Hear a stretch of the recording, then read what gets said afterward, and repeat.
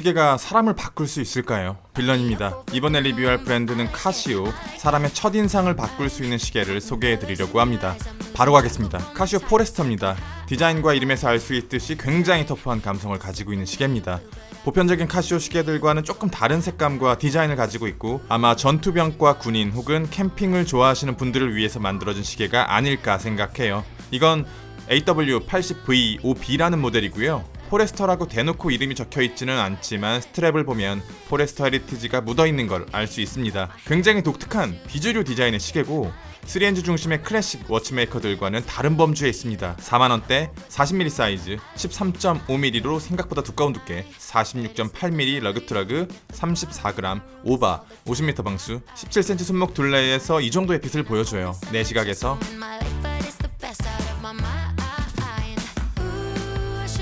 타인의 시선에서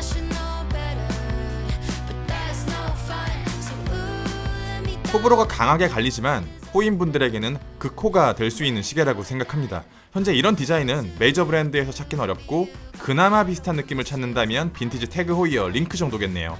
포레스터의 가장 큰 특징은 거친 색감과 디자인뿐만 아니라 벨크로 스트랩도 있습니다. 위쪽은 굉장히 짧고 아래쪽은 굉장히 길어요. 시계를 차고 있지 않을 때 벨크로가 노출된다는 단점이 있지만 시계의 감성과 정말 잘 맞고 착용도 간편해요. 40mm로 보편적인 사이즈이긴 하지만 러그가 시계와 합쳐져 있는 반일체형 시계이기 때문에 실제로는 그렇게 작은 시계가 아닙니다. 카키색 일체형 케이스 안쪽에 얇은 갈색 베젤이 존재하고 인덱스는 특이하게도 글라스에 프린팅되어 있어서 마치 도명 구장 같은 특이한 구조를 가지고 있어요. 게다가 전자시계와 3NG가 같이 있는 아나디지 형식의 시계인데 전자시계 쪽은 시간 조정이 어렵지 않은데 아날로그 부분의 시간을 조정하는 방법을 도저히 모르겠습니다.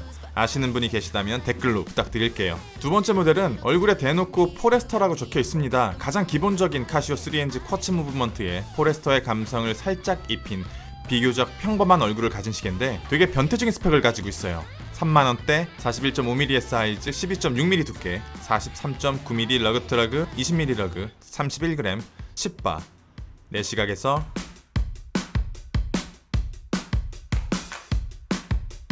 타인의 시선에서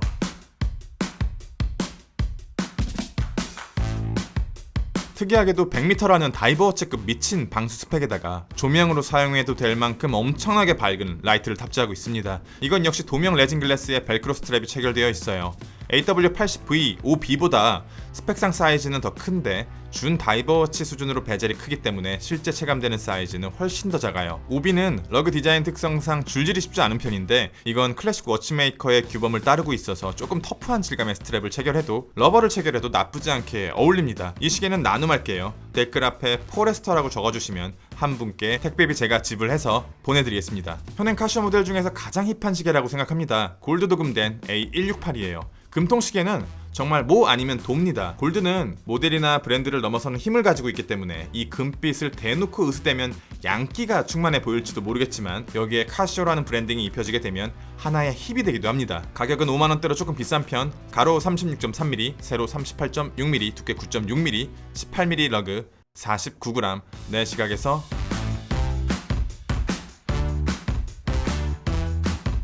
타인의 시각에서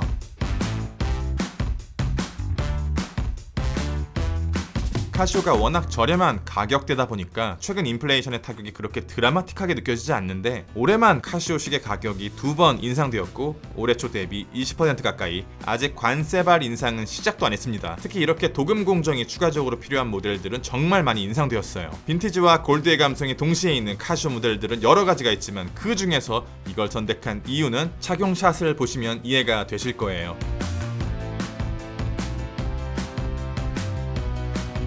골드라는 색감 자체에 뭘 더 더할 필요는 없다고 생각했습니다.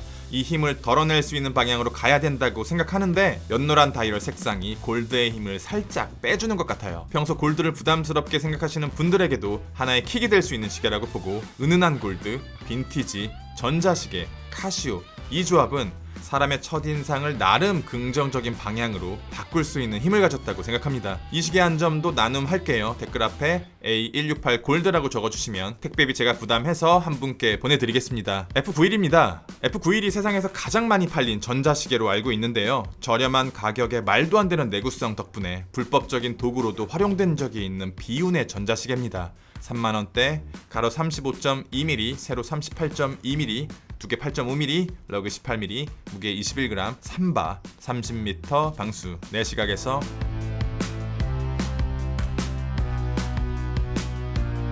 타인의 시선에서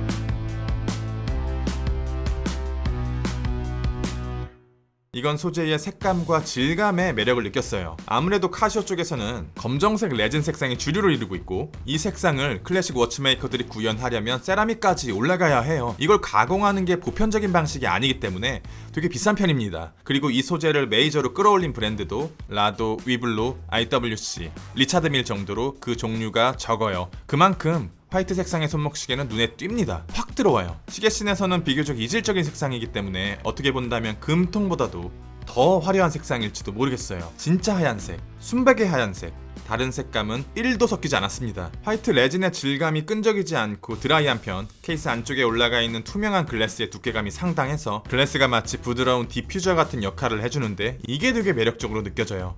이 시계 한 점도 나눔할게요. 댓글 앞에 F91 화이트라고 적어주시면 한 분 선정해서 보내드리겠습니다. 카시오 브랜드의 최대 단점이 뭔지 아십니까? 저가 레진 소재나 전자시계를 제외하고 이렇게 클래식한 워치메이킹의 틀을 가지고 있는 카시오의 시계들은 일반적으로 뒤틀려 있습니다. 카시오뿐만 아니라 일반적인 워치메이커들도 신상품을 만들어낼 때 어딘가는 거슬리는 부분을 만들어내면서 다음 수요를 창조해내는데, 카시오는 이게 조금 심한 편이에요. 애초에 손목둘레가 두꺼운 서양인들을 기준으로 만들기도 하고, 시계 덕후 입장에서 참기 어려운 요소들을 한두 개씩 넣어놓기 때문에 카시오의 클래식 아날로그 시계들은 애호가들의 선택에서 제외되는 경우가 대부분입니다. 그런데 이 데이데이트는 가히 완벽에 가까워요. 5만원대, 사이즈 39.8mm, 두께 8.8mm, 45mm 짧은 러그 투러그, 줄질이 편한 20mm 러그, 47g 가볍고 오바 50m 방수. 내 시각에서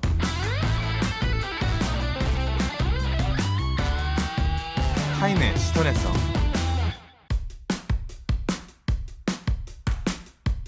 사이즈 좋고 퀄리티 있는 다이얼 질감, 나쁘지 않은 핸즈의 QC, 균형 잡힌 데이데이트. 지난 리뷰에서는 도를 넘는 것처럼 비춰질까 말씀드리지 못했지만 케이스의 폴리싱과 패시색 퀄리티도 상당한 수준까지 잡아놨습니다. 개인적인 취향을 반영해서 36mm에서 37mm 정도였다면 클래식 드레스워치의 파일을 집어 삼켰겠지만, 대중적인 측면에서는 이 사이즈가 더 수요가 많을 것으로 생각돼요.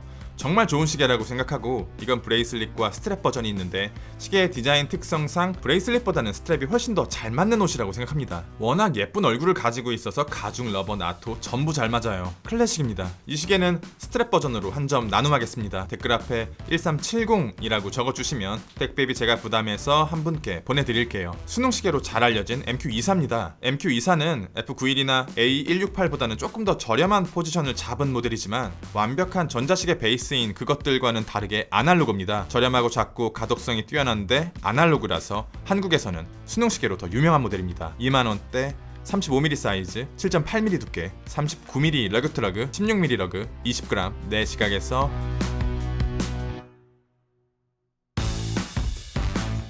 타인의 시선에서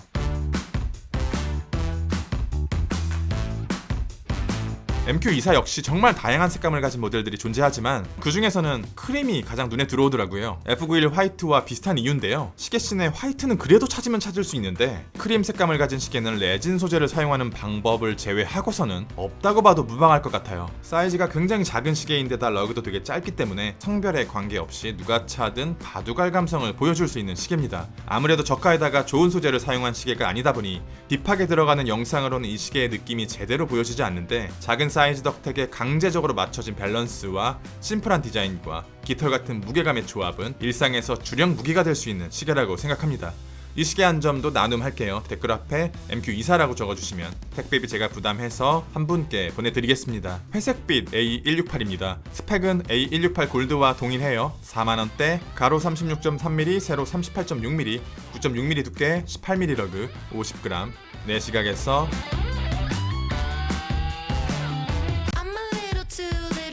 타인의 시선에서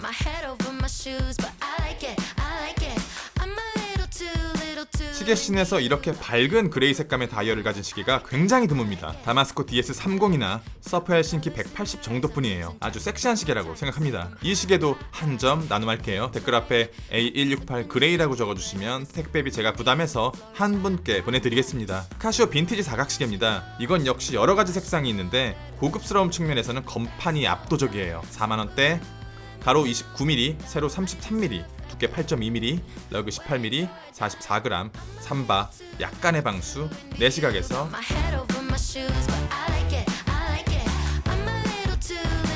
타인의 시선에서